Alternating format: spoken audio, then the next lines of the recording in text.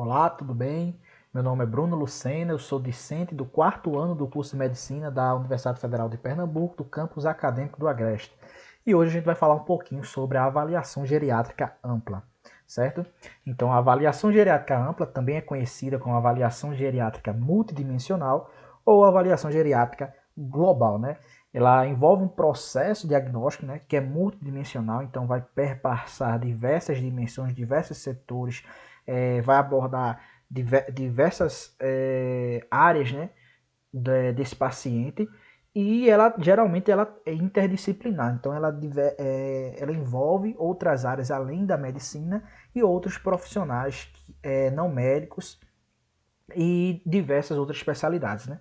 Ela também visa avaliar diversos domínios, né? Entre os principais estão o domínio físico, também conhecido como domínio médico, né? O domínio mental, o domínio social, o domínio funcional e o domínio ambiental. A gente vai falar de cada um deles de maneira detalhada adiante. Antes disso, mas para que serve a avaliação geriátrica ampla, né? A popular AGA, né? Ela consegue identificar as diversas alterações, né, diversas deficiências, diversas incapacidades e desvantagens do idoso, né, e a partir da identificação desses pontos, planejar o cuidado e a assistência, né, que pode ser a curto, a médio e a longo prazo, né, sendo isso do ponto de vista médico, né, mas também do ponto de vista social, psicológico e funcional, né.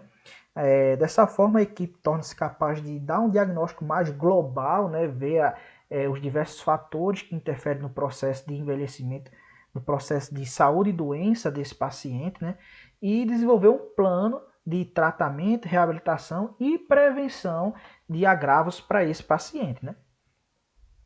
Então, a água ela pode ser aplicada nas instituições de longa permanência, né, nas emergências, nos ambulatórios no atendimento domiciliar. Isso é muito importante, pessoal, porque é muito comum os alunos acharem, né, que a AGA ela só pode ser aplicada no ambulatório de geriatria, né? Isso é uma falácia, né?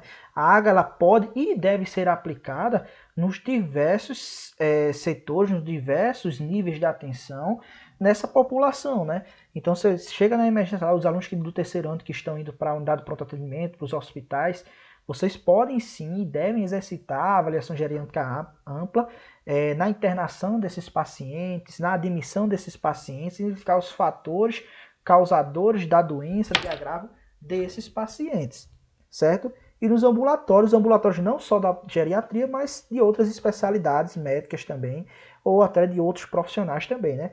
No atendimento domiciliar, na estratégia da saúde da família, como já foi dito também, né? A população AGA, a AGA ela faz parte do exame clínico do idoso, né? Mas o seu maior benefício ele tem sido dado nos idosos que apresentam grande fragilidade, né? Grande multimorbidades e também tenham aquelas grandes síndromes geriátricas, né? Estejam fazendo uso da polifarmácia. Então é aí que se vê realmente o maior benefício da avaliação geriátrica ampla. Dentre esses benefícios, né, a gente vai citar alguns benefícios da AGA, né? Então, ela complementa a avaliação clínica tradicional e melhora a precisão diagnóstica, né? Então, ela consegue abordar pontos que a anamnese simples e direcionada não consegue, né? E com isso, consegue fazer um diagnóstico mais global, né? Não um diagnóstico mais específico, mas o que é que está causando, a causa base de todo aquele processo de adoecimento, né? Ela também define se há diminuições na capacidade e limitações das atividades desses pacientes, né? Se ele possui um comprometimento funcional, se ele possui uma dependência, seja de familiares, seja de terceiros, né? Se ele tem uma deficiência, seja motora, mental, psíquica. Então a AGA ela consegue abordar esses pontos também. Ela consegue detectar problemas médicos inaparentes, né? Então, às vezes na anamnese direcionada a gente acaba esquecendo de fazer determinadas perguntas que quando na verdade tem tudo a ver com o processo de adoecimento desse paciente. Então ela consegue sim detectar os problemas que muitas vezes elas são inaparentes diante da anamnese simples, né? Ela também identifica o risco de declínio funcional, né? Então consegue quantificar e ver o quanto esse paciente ele tende a ter esse declínio, em quanto tempo geralmente ele vai ser declínio, se isso vai acontecer de forma rápida, se vai ser de forma lenta, e isso, claro, ajuda não só o paciente, mas os familiares a se programar, né? Avalie os riscos nutricionais, né, que a gente vai citar um pouquinho mais adiante, lembrando também que sempre pedir apoio da equipe de saúde da família, né, o nutricionista aí, né, identificar risco de iatrogenia, saber se esse paciente está fazendo uso de alguma medicação que não deveria, se está deixando de fazer uso de alguma medicação que deveria estar fazendo, se ele está tá com algum acessório que não tem indicação. É muito comum verem idosos que fazem uso de sonda vesical de demora sem uma indicação clara, né? Então, você consegue identificar essas iatrogenias e retirar através da AGA, né? Ela também consegue predizer desfechos, né, que são desfavoráveis, como a questão da mortalidade, a perda funcional, a fragilização. A perda funcional a gente já comentou um pouquinho, né, em relação à questão desse desfavorável, em relação à mortalidade, pacientes que são muitas vezes submetidos a procedimentos cirúrgicos, pacientes que recebem um resultado de mau prognóstico, né? Então ela consegue dizer quais são esses desfechos, geralmente em quanto tempo, se é rápido ou lento, e também consegue retardar esses desfechos que são desfavoráveis, né? Ela também orienta para as medidas de preservação e restauração da saúde através da prevenção, né? Então ela utiliza não só dos níveis de prevenção, né? A prevenção primária, secundária e terciária, mas também a prevenção quaternária, aí no caso de retirar certas medicações, o excesso de medicações e de procedimentos que não venham fazer benefício a esse paciente, né? Ela consegue definir os parâmetros de acompanhamento do paciente. É um paciente que ele precisa de acompanhamento semanal, de acompanhamento mensal, o acompanhamento dele tem que ser anual, ele precisa ser domiciliar, precisa de internação. Então, através da individualização da avaliação geriátrica ampla, né, a gente consegue dizer, quando eu falo o profissional, o estudante, ele consegue ver a necessidade desse paciente, né? Ela também direciona para as modificações e adaptações ambientais, né? O paciente que ele possui risco de queda, é um paciente que ele está exposto à fumaça, à fuligem. Então, a partir da anamnese, dos questionamentos, a AGA ela consegue identificar esses fatores para se mudar e melhorar a qualidade de vida e a saúde desse paciente, né? E também ela define critérios para a hospitalização, se esse paciente ele precisa ser internado, por quanto tempo ele precisa ser internado. E isso tudo ele reduz também, melhora a qualidade de vida do paciente e reduz os custos para o próprio paciente, né? Que não vai precisar tá gastando com medicamentos, e também para o próprio Sistema Único de Saúde, que diminui o tempo de hospitalização desses pacientes. Então, os parâmetros avaliados na AGA, os 4 pilares principais seriam o estado funcional, né, que a gente vai detalhar, as condições de saúde, a cognição e as emoções, o humor, né, e o funcionamento social, a relação que esse paciente tem com o meio, com as pessoas. Então, detalhando cada ponto, o primeiro ponto que a gente vai abordar aqui da AGA é o equilíbrio, a mobilidade e o risco de quedas, né? Então, um dos sinais que a gente pode lançar a mão é o sinal de Romberg para avaliar esse equilíbrio desse paciente, que pede para o paciente ele ficar com os pés juntos, né, de forma ereta, e fechar os olhos. Esse paciente, quando o sinal é positivo, ele apresenta desequilíbrio, ele não consegue ficar em pé, né? Muitas vezes o desequilíbrio é tão alto que esse paciente não precisa nem fechar os olhos para cair, né, ou para balançar muito, né? O get up and go também, que é o levantar e andar, é importante para o aluno, para o profissional, avaliar a marcha desse paciente, o levantar. Quando ele se levanta, esse paciente precisa de apoio, ele usa, ele faz muito esforço para se levantar. Como é a marcha dele, é uma marcha mais aberta, ele consegue fazer a rotação de forma adequada. E em quanto tempo ele faz isso? O get up and go ele pode ser cronometrado também, deve ser cronometrado, para saber em quanto tempo esse paciente faz isso também, né? E existem outros testes também de equilíbrio e mobilidade que pode lançar a mão. Em relação à função cognitiva, a gente vai avaliar a questão da memória, se esse paciente ele consegue fazer cálculos, se ele consegue obedecer comandos, né? E para isso existem vários testes, né?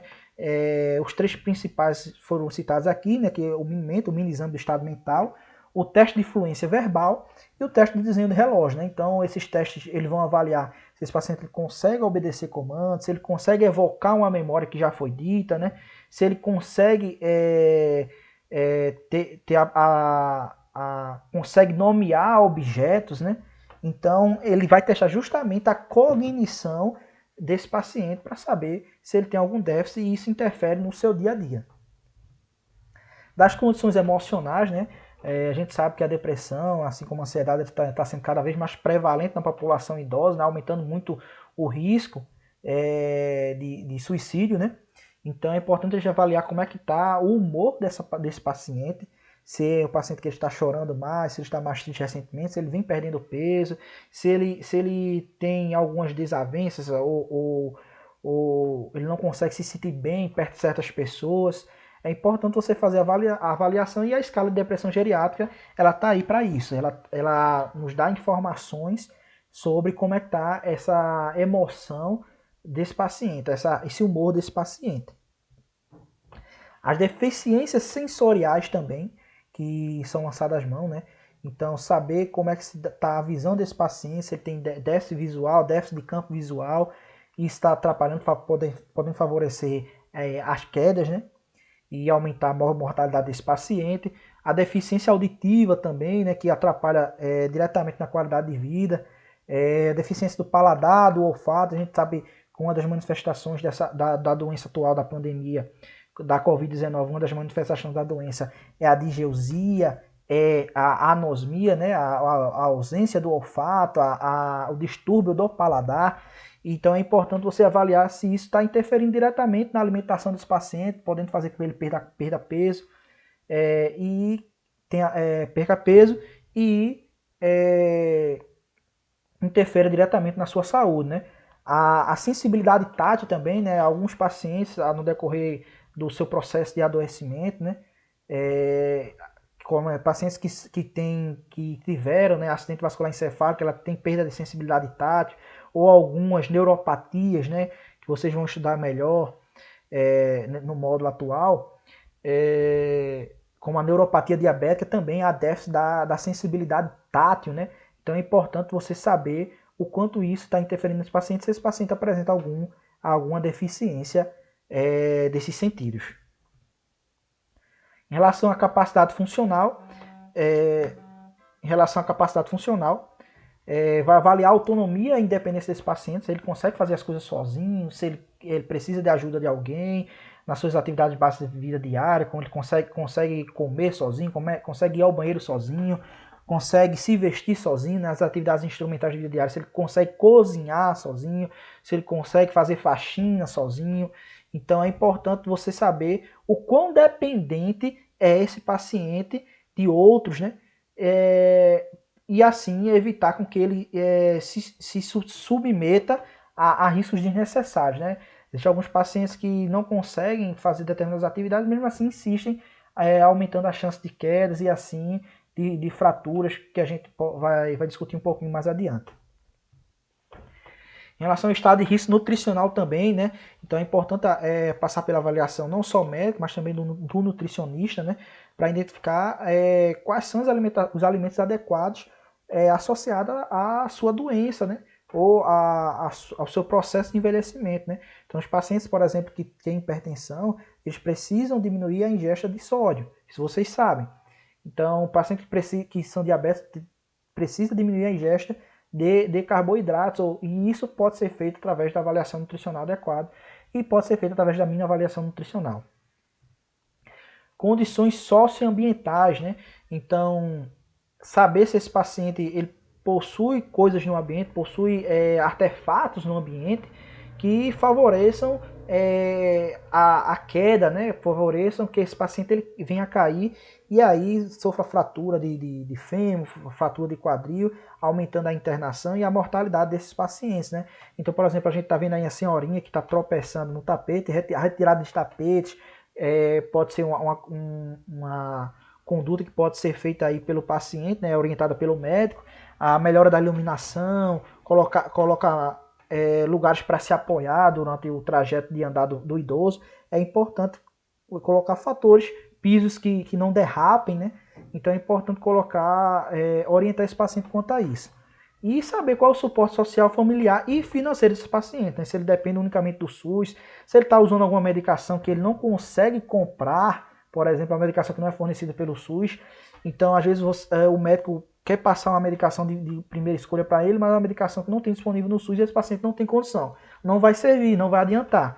Então é importante você conhecer a situação financeira desse paciente, qual o apoio familiar, o suporte social desse paciente, se o paciente consegue tomar essa medicação, se ele não conseguir, se tem alguém para dar essa medicação a ele, isso é de suma importância você conhecer. E a gente começa a entender que a AGA não está centrada somente no paciente e no médico, mas sim na equipe multidisciplinar, né, e das pessoas que estão em volta daquele paciente também, e no próprio ambiente.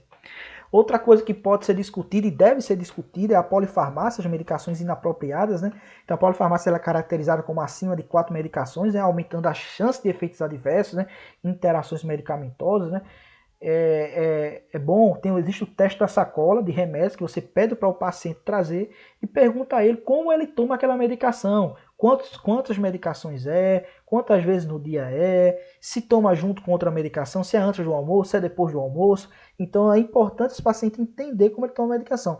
Se caso você nota alguma deficiência de entendimento, de cognição desse paciente aí, e aí você percebe que a gente está unindo vários pontos, não só da polifarmácia, mas da cognição que já foi citado, que geralmente o paciente ele tem deficiências concomitantes, não é somente na polifarmácia, não é somente na cognição, não é somente no motor, às vezes isso acontece de forma mútua. É importante você identificar isso e ver aquela rede de apoio que a gente disse novamente para facilitar. É importante você ver também quais medicações são necessárias também para ver se você consegue retirar alguma medicação. Quando eu falo você, eu falo do profissional médico, né? E o aluno bastante atento, depois da aula, vai saber também orientar o paciente e conversar bem com o seu preceptor aí acerca da polifarmácia, né?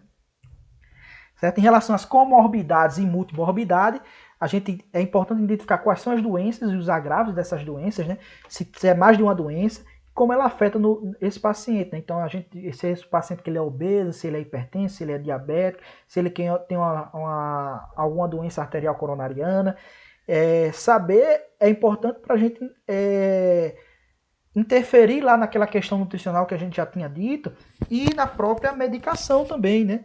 Então, saber se ele precisa adicionar alguma medicação também ou retirar. Então, é muito importante você conhecer e saber prognóstico também da própria doença, né? Outras questões é a questão de outras queixas do paciente. Então você pode e deve escutar o paciente, saber se ele tem outras queixas, né? E ver sinais, tanto na anamnese quanto no exame físico, de maus tratos, né? Nessa parte você pode até pedir, se o paciente tiver em perfeita cognição, para ele ficar sozinho durante o exame, para relatar se ele está sofrendo algum tipo de maus tratos, né? Ou até no exame físico identificar hematomas, por exemplo, né? Então é importante, você está vendo aí a senhorinha aí sendo agredida verbalmente, vai ficar sem comida hoje. Então é importante você identificar e conversar com esses pacientes para notificar em caso de suspeita, certo? Então a gente vê que a avaliação geriátrica aborda vários pontos e que a partir de agora você já vai estar atento a identificar todos eles a partir do treinamento aí nos seus estágios, beleza? Obrigado, pessoal. Essas foram as referências e até a próxima.